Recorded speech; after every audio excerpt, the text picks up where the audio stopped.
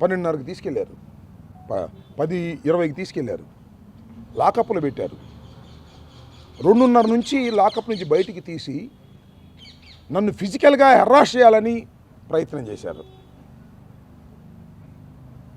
ఈ రాష్ట్రంలో 2 పోలీస్ ఆఫీసర్లు, కోర్స్ నీ సామాజిక వర్గం అయినా నీ ఆదేశం లేకోకుండా ఒక మాజీ ముఖ్యమంత్రి, మాజీ శాసనసభ్యుడు, మాజీ మంత్రి మీద ఫిజికల్గా అటాక్ చేయాలని అనుకుంటారా? నీ ఆదేశమైనా ఉండాలి, నీ కుమారుడు ఆదేశమైనా ఉండాలి. దీనికి కూడా సమాధానం చెప్పండి. 3వ ప్రశ్న, అర్ధరాత్రి 12:30 గంటలకి, 2:30 గంటలకి దీని మీద ఏమైనా ఎంక్వైరీ చేయగలరా మీరు? నేను చెప్పింది అబద్ధం అయితే చిత్తశుద్ధిగా మీరు ఎంక్వైరీ చేయగలరా?